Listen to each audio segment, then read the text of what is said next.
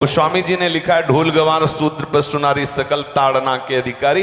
अब इसकी व्याख्या सूक्ष्मता से सुने और विचार पूर्वक। शास्त्रीय प्रमाण के अनुसार ढोल है ना, ढोल को ताड़ना चाहिए। ताड़ना मतलब उसको ठपाक चाहिए, नहीं। शास्त्र सिद्धांत के अनुसार, संगीत शास्त्र के अनुसार तभी वो राग प्रकट कर पाएगा, तभी वो बजेगा। ढोल को हाथ जोड़ के बोलो कि साहब आप बज जाएं, नहीं बजे, उसको ताड़ना चाहिए। अब ताड़ना शब्द चारों में एक जैसा नहीं लगेगा, शब्द एक ही है ताड़ना, लेकिन ताड़ना के अर्थ अलग अलग हैं। जैसे कनक है, एक ही शब्द है कनक, लेकिन कनक कनक ते 100 गुनी मादकता अधिकाय, वा खाए बोराए जग या पाए बोराए। बोले कनक ही शब्द है। जैसे ताड़ना शब्द का हम प्रयोग केवल वही समझे कि ताड़ना देना ही नहीं, उसका अर्थ अलग अलग है। जैसे कनक शब्द है, कनक को सोना भी कहते हैं और कनक को धतूरा भी कहते हैं। कनक को धतूरा भी कहते हैं। एक कनक है जिसके खाने से बावरा हो जाएगा और एक कनक है जिसके पाने से बावरा हो जाएगा। कनक शब्द एक ही है लेकिन दोनों का अर्थ अलग अलग हो गया। ऐसे ही ढोल में ताड़न का तात्पर्य है उसको पीटना, लेकिन वो शास्त्रीय संगीत के आधार पर उसको ताल देना। ताल देने से ही वो राग प्रकट करता है, आनंद की उमगन करता है, ना कि प्रार्थना करने से। समझ रहे? अच्छा, गंवार, गंवार कहते हैं विवेकहीन पुरुष को। विवेकहीन पुरुष को कोई कार्य दे दो और उस पर दृष्टि न रखो तो कार्य नष्ट हो जाएगा। वहां ताड़ने का तात्पर्य उसको पीटना नहीं है, उस अविवेकी गंवार पर दृष्टि रखो।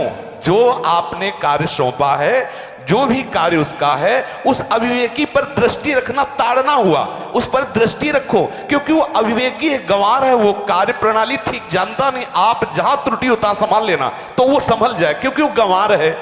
और शूद्र, शूद्र का तात्पर्य होता है शूद्र। वैसे जो वर्ण व्यवस्था में शूद्र का प्रादुर्भाव सबसे श्रेष्ठ जगह से प्रादुर्भाव है। वर्णन आता है ब्राह्मणोष मुखमाशी बाहु राजन्य कृता उरुदस जद वैश्या पदभ्याग्यं शूद्रो जायत।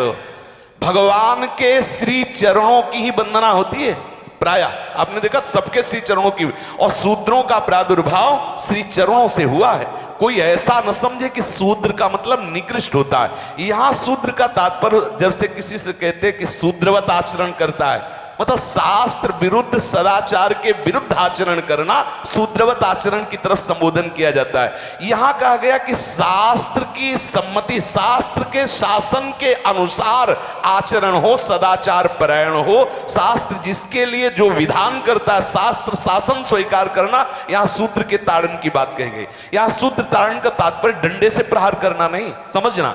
और जो चौथा कहा गया नारी, अगर स्त्री को हम ये कहें कि ताड़न से ही वो केवल काबू में रहती है, तो राष्ट्र में अपने प्रसिद्ध लक्ष्मीबाई जैसी कोई सामर्थ्यशाली वीरांगना, कोई वीरों सामने बड़े बड़े वीरों के दांत खट्टे कर दे, ऐसी बहादुर सिंघनी हुई, अंग्रेजों के दांत खट्टे कर दिए। अगर कोई समझे कि नारी केवल ताड़ने के लिए है तो उसकी मूर्खता है। पुरुष और नारी का समान प्रादुर्भाव हुआ है। भगवान ब्रह्मा के श्री अंग से दाहिनी तरफ से महाराज मनु और बाईं तरफ से उनकी पत्नी उनका प्रादुर्भाव हुआ शतरूपा। शतरूपा, अब आप बोलो एक ही शक्ति के दो भाग हो गए, एक पुरुष रूप धारण कर लिया, एक नारी रूप धारण कर लिया। अब यहां विचार जो है कि उस नारी के ऊपर ताड़न शब्द का क्या प्रयोग है। जैसे आप मार्ग में चले जा रहे हैं और आपने दृष्टि चूक कर दी और नारी आपकी स्त्री पीछे चल रही, तो कोई हमला कर सकता है, क्योंकि वो रत्न है। 14 रत्नों में एक रत्न स्त्री रत्न भी है। स्त्री को रत्न कहा गया है। भगवान श्री राम जब वनवास में जा रहे हैं तो सिया जी को आगे नाव में जब चढ़ाना होता तो पहले सिया जी को चढ़ा, सीए चढ़ाई चढ़े रघुराई, पहले आगे। दृष्टि रखो, दृष्टि चूक गई तो रत्न है।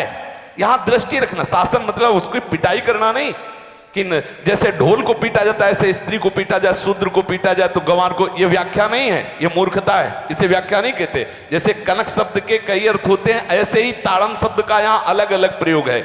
स्त्री के ऊपर दृष्टि रखो, किस भाव की दृष्टि रखे, क्योंकि वो हमारे यहाँ रत्न की तरह है। कहीं कोई ऐसा ना हो कि कुदृष्टि वाला कोई उस पर हमला कर दे।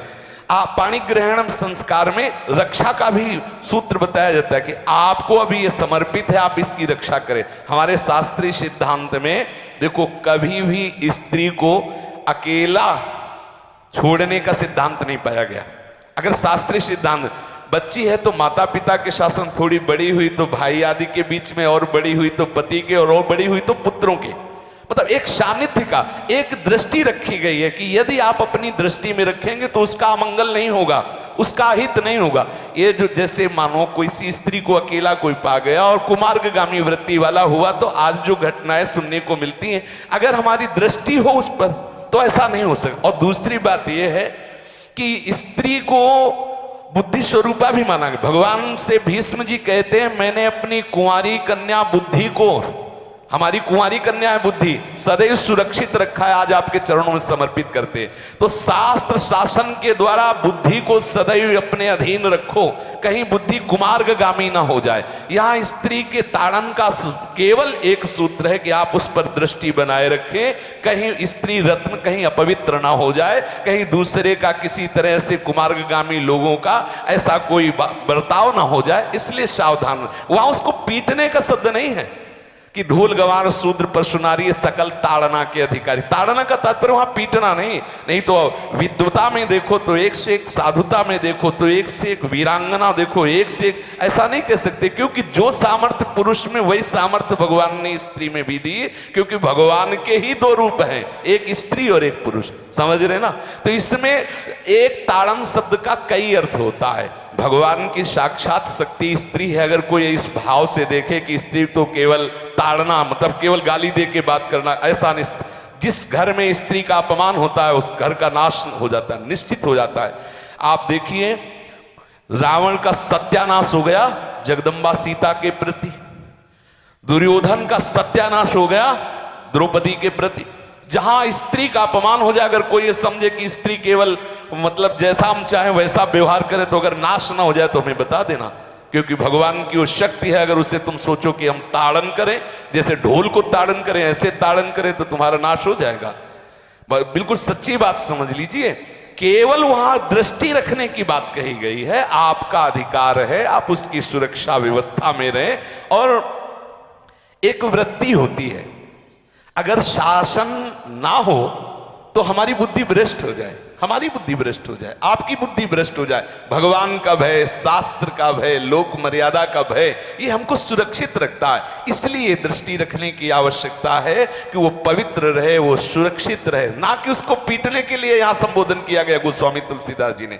इसलिए सावधानी पूर्वक अपनी वृत्ति को पावन रखते हुए महापुरुषों के वचनों को समझने की चेष्टा की जाए। गोस्वामी जी ने जो यहाँ कहा, ढोल गवार शूद्र परशुनारी सकल ताड़ना के अधिकारी, तो ताड़ना का अलग अर्थ है, अलग अलग। जैसे ढोल में ताड़ना, तो वैसे ही सब जगह नहीं ताड़ना लगेगी।